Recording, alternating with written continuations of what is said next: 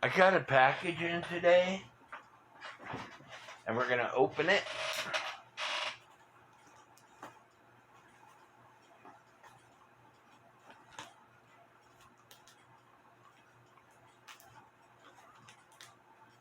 For emergencies, call shows it's got batteries in it.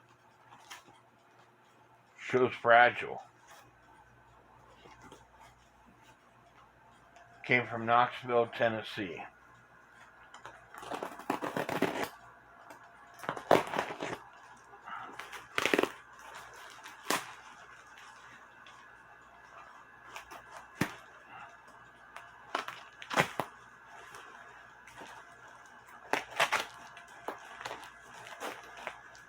It's wrapped fairly decent, I guess.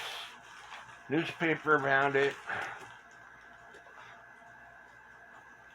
Newspaper all around its little nest. Bubble wrap around the item. That's what I like to see.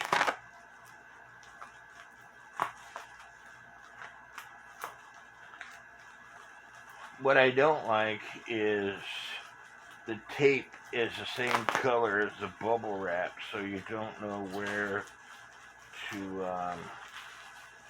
grab.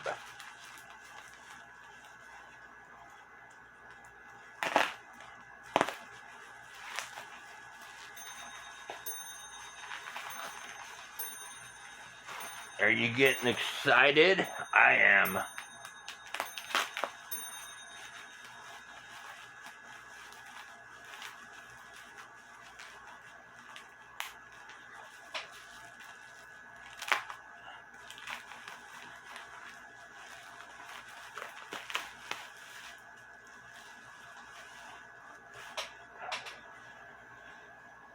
It's a French Carriage clock.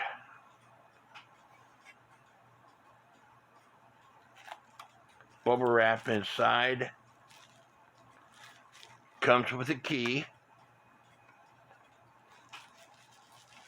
Probably not the original key. It does have a damaged glass on one side. That's what I get for putting my camera on my bed. But let's try this again. It does have damaged glass on one side. It's dirty. I'm going to wind it up and see if it ticks.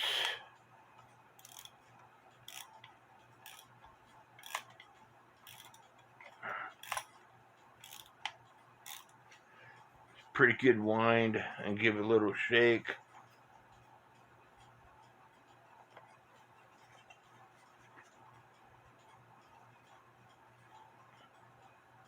Escapement platform tries to move, but it doesn't, so we'll have to clean it up. But I didn't pay as much for this clock as I did my other carriage clock. I paid about half the price. But we'll take this thing apart and try to get it running. Don't forget to hit that like button and leave me comments. I got a friend of mine who's got a YouTube, I got a couple of friends of mine who's got YouTube videos for fixing clocks. They've got comments all over the place. But when it comes to my YouTube videos, I rarely get any comments. So please leave me comments. Hit the like button. Hit that subscribe button. You know, I try my best in helping people out. I don't want people to go through what I had to go through. In 1999, when I first started collecting clocks, I ordered this VHS tape. You could purchase this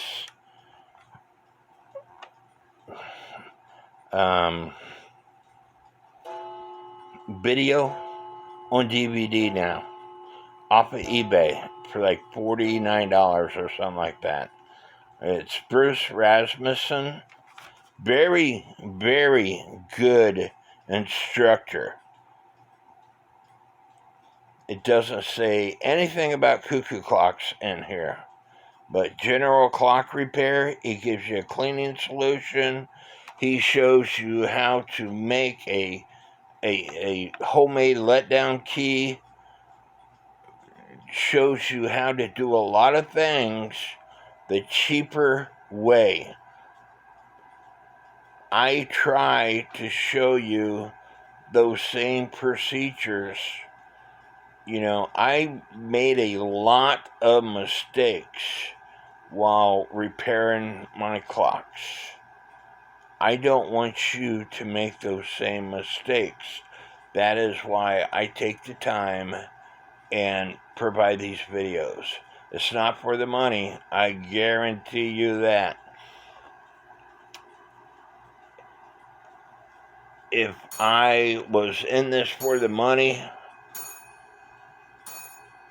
in 3 years that I have had my channel, I've finally got a paycheck last month for like $120. That does not, that's not money. That doesn't cover all the hours that I've got in doing these videos.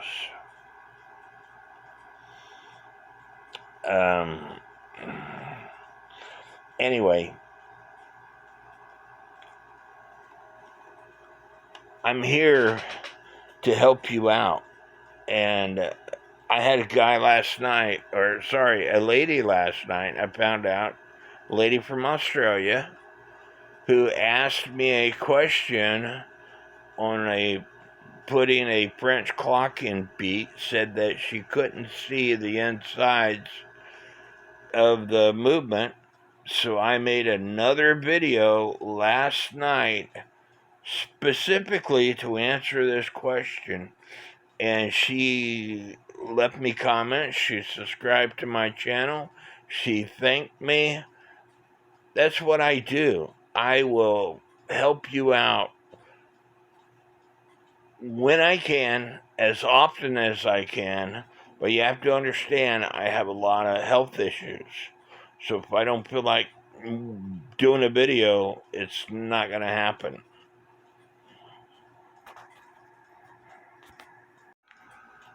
This clock should have a key like this. That way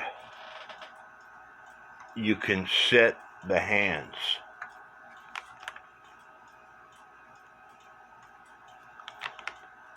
But it doesn't have a key like this.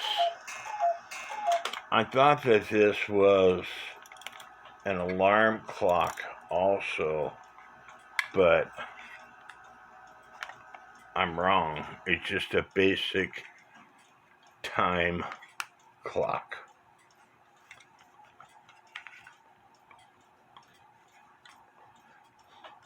It has the same trademark design as my other clock, but it has these people's name on it, and I think that they were probably the seller of this clock, where these people made the movement.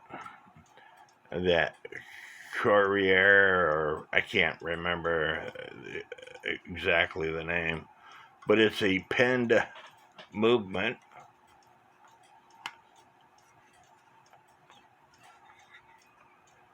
It's not a bad looking clock. Okay, so we have our towel. We have a container for parts. We got some tools laying all over the place. And so, if you hear beeping in my videos. It's my computer going off. Typically, somebody's messaging me. I get a lot of questions every day asking for help. And so a lot of times it interferes with what I want to do. A lot of times I have to shut my computer off. It just beeped just then. But a lot of times I have to shut my computer off just for my sanity, I guess. So anyway, we're going to take this off. This is going to allow us access to nuts to take the frame of this off.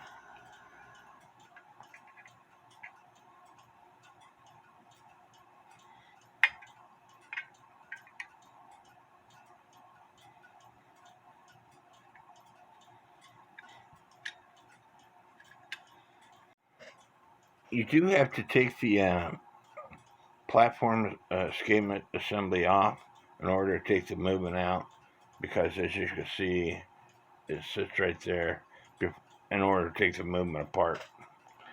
Doing a pre-check of this movement, checking for end shake.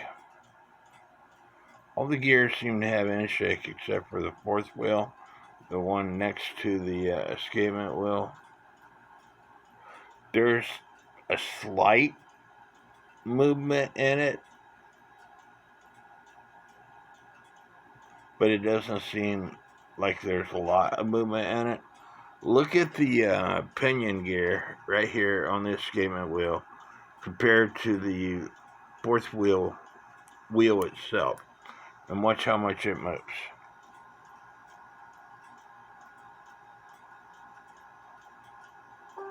You see how much it moves? It moves quite a bit. It's got quite a bit of end shake in it. But the fourth wheel, it's got some, but not a lot. That might be one of the reasons why this clock is not working. Every wheel has to have end shake. The taper pins were a little bit difficult getting off, but I got the rear plate off, and I have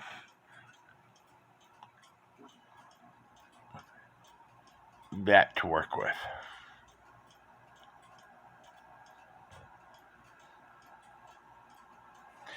This little gear here has got something to do with the allowing you to set the hands. But anyway, we'll clean it up and we'll get back with you. A neat thing about this clock is that the hour wheel is on the inside of the plate, and I believe the reason why it is that way is because you could set the hands that way with the hour pipe being on the inside. Now if it was on the outside of the wheel, I don't think it would allow you to set the hands. Now I could be wrong on that, but that's just my guess. So far so good.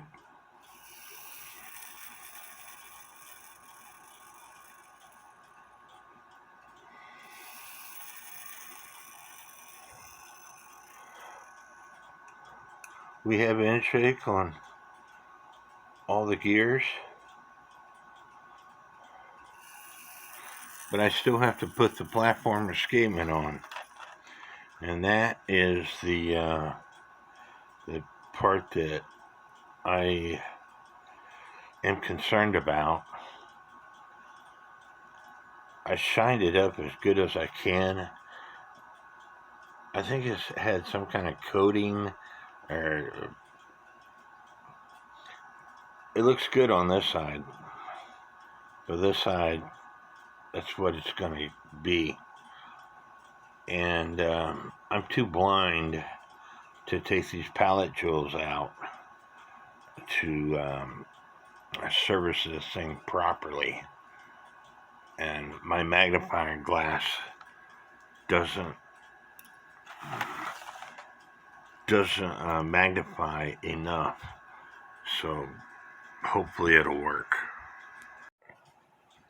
And just like with a pocket watch, the last thing that you would put on is this part.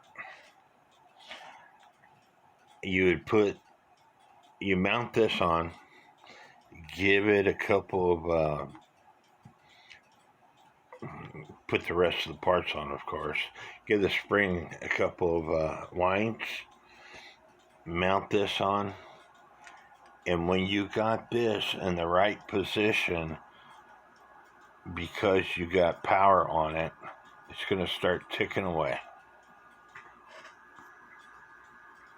Easier said than done for somebody who can't see that well. I used to work on pocket watches without magnification. I'm too blind to do it anymore. And when you're putting this together, this platform slides back and forth just a little bit.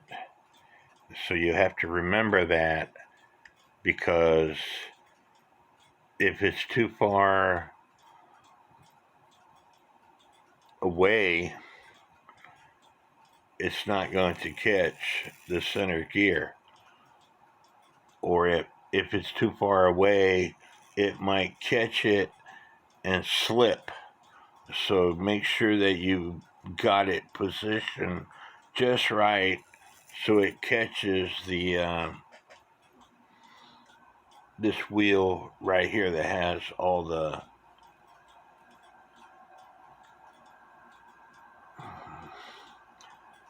teeth on it. Let's see if I can put some light in on the situation. This wheel right here, this is the wheel it catches. And so if it's too far away, it's not going to catch that platform, that wheel.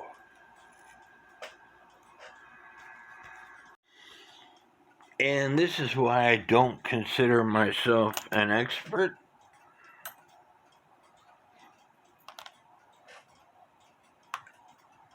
The pivot that's on the end of the opposite side of this balance wheel was bent. I tried to straighten it out. It broke. I don't have the proper tools or the know-how or the eyes to make another pivot for this. So this clock is either a parts clock, or I'm going to have to pay somebody to fix this, or try to find another platform escapement to fit this clock. And that's why you buy a clock so cheap, sometimes on Goodwill, because they were clocks that nobody wanted. And this was the issue the entire time. I couldn't get the swing on this thing, and I couldn't figure out why. I added these to my glasses so I could see. I don't like using them because you're limited to that big of an area for this first one, and then that big of an area for the second one. And so, but they help you, an old man like myself, see. So there's nothing else I could do to this clock but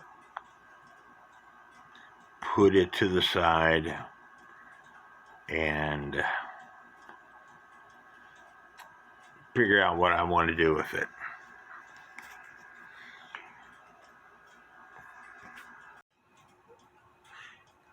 You know, even somebody who has been collecting clocks as long as I have and been working on their own clocks as long as I have, sometimes things happen that's out of your control.